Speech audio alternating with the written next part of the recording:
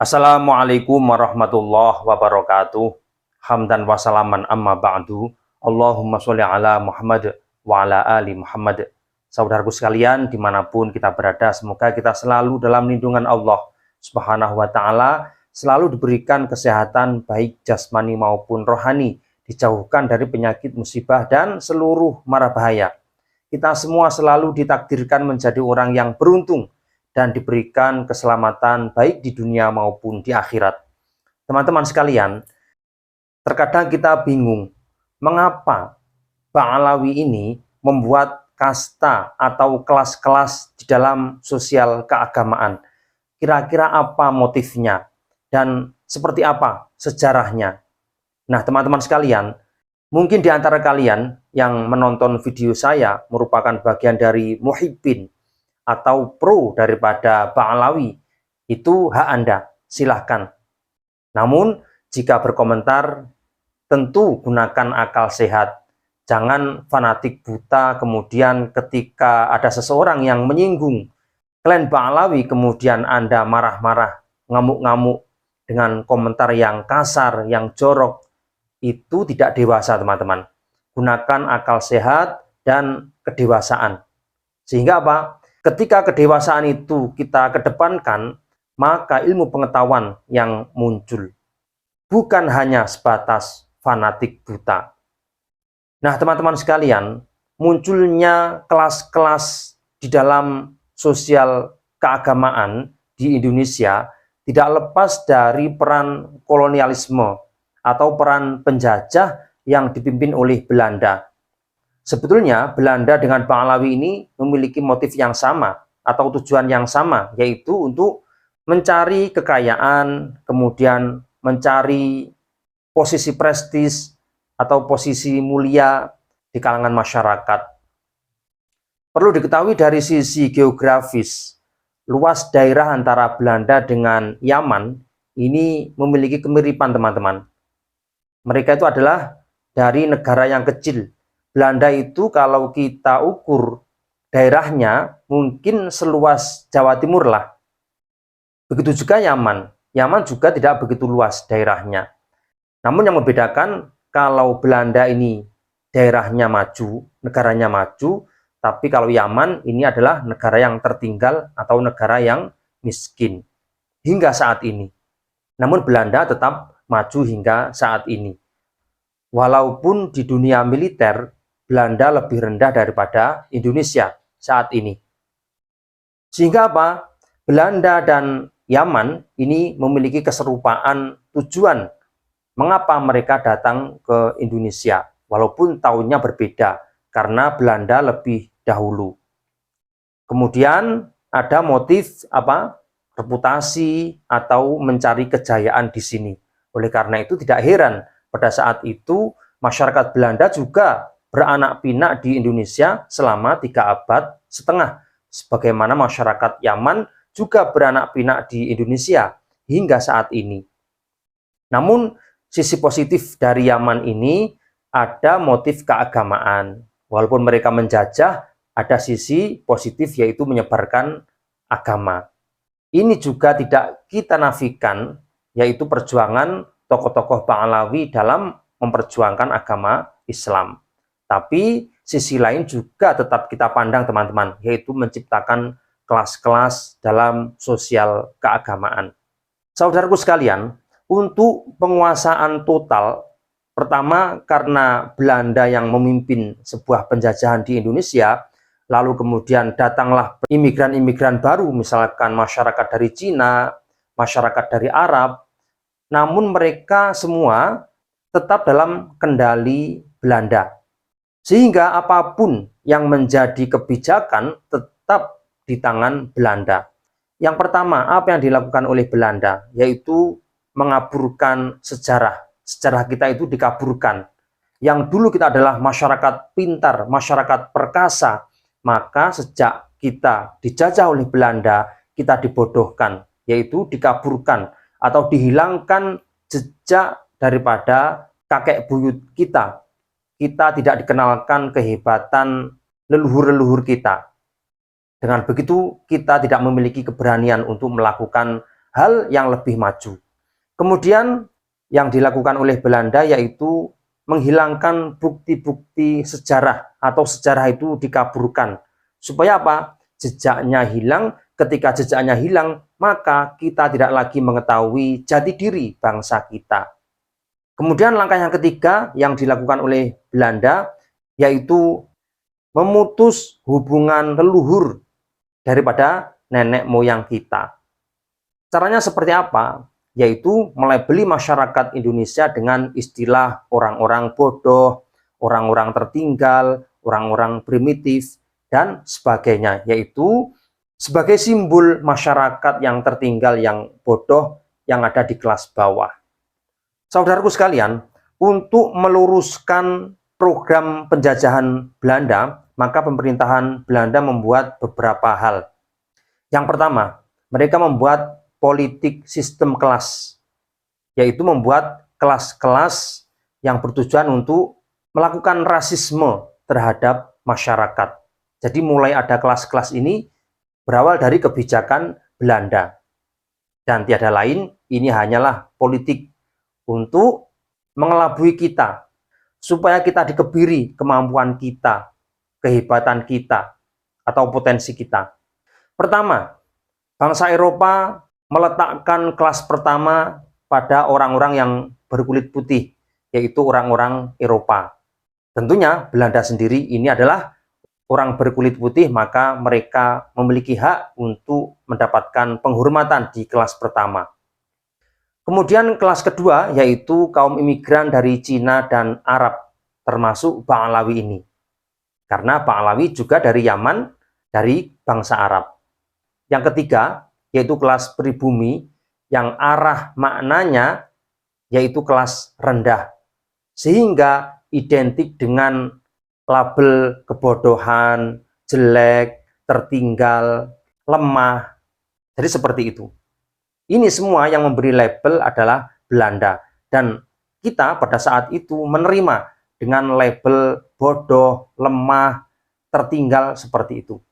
Nah, oleh karena itu, setelah berhasil menetapkan kelas-kelas dalam kemasyarakatan, maka Belanda menetapkan dirinya sebagai ras yang paling mulia di antara masyarakat yang ada di Indonesia pada saat itu.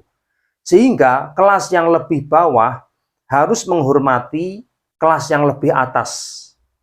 Misalkan Cina dan Arab wajib menghormati masyarakat Eropa yang berkulit putih.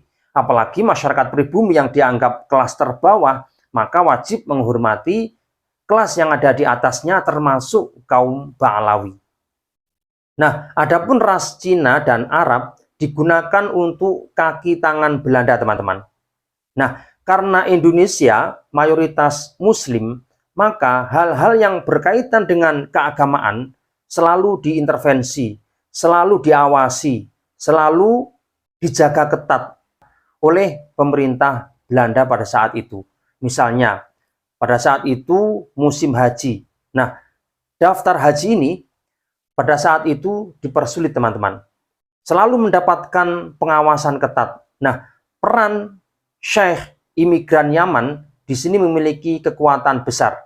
Sehingga pada saat itu, kebijakan Syekh atau mufti dari Yaman ini, termasuk Sayyid Utsman bin Yahya, selalu tidak menguntungkan bagi masyarakat Nusantara. Karena apa? Kebijakan itu selalu identik atau menguntungkan bagi kaum imigran, sedangkan masyarakat pribumi selalu dirugikan. Namun pada saat itu kita tidak berdaya, karena kita dicengkram dengan beberapa hal, dengan beberapa kekuatan dari luar, sedangkan kita sendiri juga belum siap dalam berbagai hal, pendidikan masih lemah, maka yang ada hanyalah pasrah dengan keadaan. Nah, karena pasrah dengan keadaan, sehingga kita tidak sadar dengan penjajahan seperti itu, dan bahkan menikmati penjajahan seperti itu. Contohnya saat ini, teman-teman. Teman-teman yang fanatik menjadi muhibbin, walaupun mereka tahu dengan fakta-fakta yang ada, maka mereka tetap seperti itu. Bahkan ketika kita ingatkan malah marah. Anda ini hanya dimanfaatkan oleh mereka, teman-teman. maka jawaban mereka justru pedas. Karena apa? Mereka melekat hasil dari didikan Belanda yang seperti itu. Nah, teman-teman, kemudian Belanda melakukan langkah-langkah sebagai berikut untuk meluruskan program-program penjajahannya. Yang pertama, Belanda menggunakan kaki tangan, yaitu masyarakat Arab dan Cina, untuk mencengkram masyarakat Nusantara dari berbagai aspek, mulai aspek ekonomi, politik, hingga sosial keagamaan. Sehingga masyarakat Nusantara tidak memiliki kekuatan apapun untuk membuat pilihan sendiri, melainkan hanya berekor pada kebijakan penjajah tersebut. Kemudian yang kedua, langkah yang dilakukan oleh Belanda yaitu memposisikan istimewa bagi Pahlawi sebagai keturunan Nabi. Dan ini sebetulnya program yang dilakukan oleh Belanda hanyalah sebuah penipuan kepada masyarakat Nusantara. Mengapa demikian? Karena pada saat itu Belanda mengalami tekanan-tekanan dari para pejuang. Mereka merasa kewalahan dengan gerakan kemerdekaan yang dilakukan oleh pahlawan-pahlawan kita. Mulai dari Aceh ada Tengku Umar, kemudian ada Imam Bonjol, kemudian ada Pangeran Diponegoro di Jawa, kemudian di Sulawesi. Banyak tokoh-tokoh yang melakukan gerakan perlawanan kepada Belanda. Maka Belanda mengalami keberatan dan merasa kewalahan dengan itu. Maka Belanda harus menyusun strategi baru untuk menundukkan para pahlawan-pahlawan bangsa itu. Sehingga untuk mencegah itu semua, yaitu dengan cara memanfaatkan imigran Yaman. Salah satunya yaitu dari klan Pahlawi dengan mengaku sebagai keturunan Rasul dan membuat fatwa dilarang melawan pemerintahan Belanda. Nah, jika melawan pemerintahan Belanda, maka dianggap buhot atau dianggap pemberontak, sehingga mereka berdosa dan berhak menerima hukuman.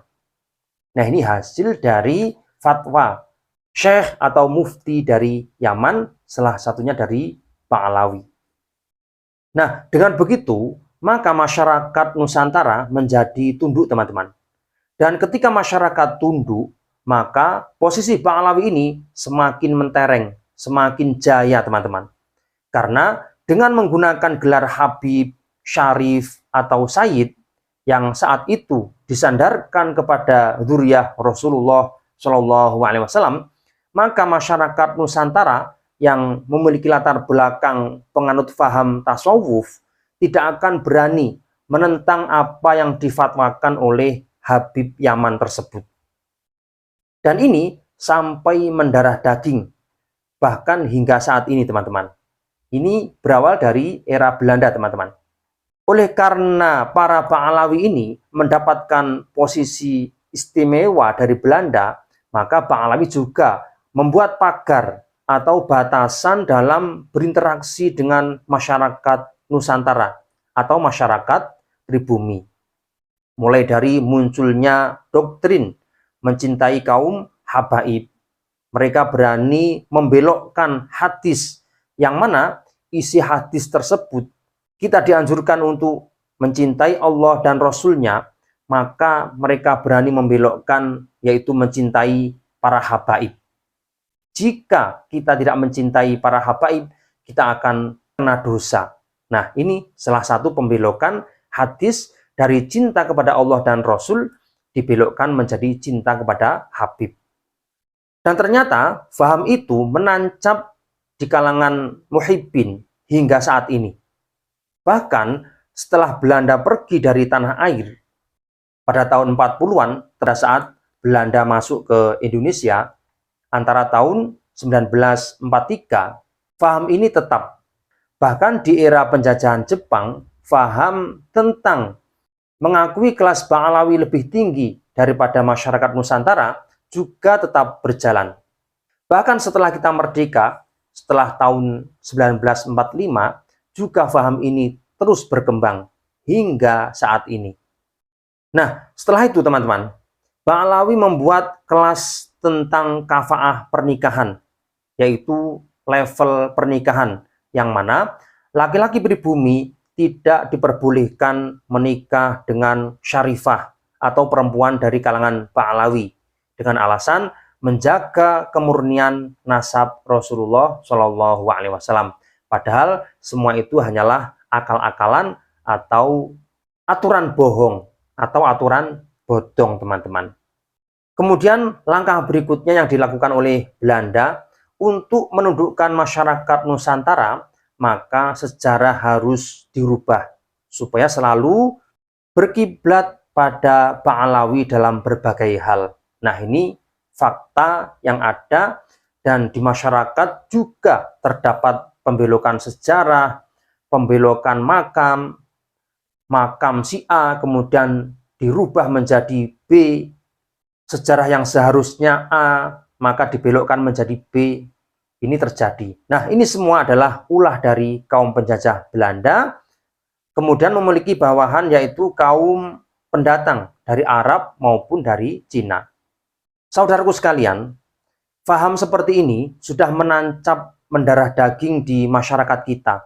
Untuk merubah tradisi lama tentunya butuh waktu yang tidak pendek, teman-teman.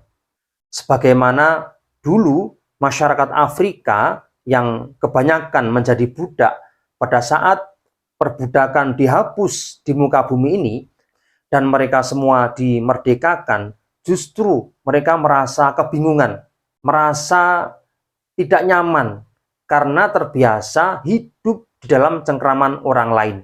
Padahal perbudakan ini sudah dihapus tepatnya pada tahun 1865 Masehi. Oleh karena itu, untuk merubah mindset kita atau pola pikir kita butuh waktu, teman-teman. Nah, tentunya semua itu dikembalikan pada diri kita masing-masing. Apakah kita mau berubah ataukah selalu mengikuti tradisi lama, yaitu tradisi masyarakat yang terjajah, masyarakat yang menjadi ekor bagi kaum imigran atau kaum pendatang. Nah, semua itu Andalah yang berhak untuk menjawab. Kira-kira seperti apa kita ke depan? Nah, silakan berkomentar. Sekian, semoga bermanfaat. Wallahu a'lam bishawab. Assalamualaikum warahmatullahi wabarakatuh.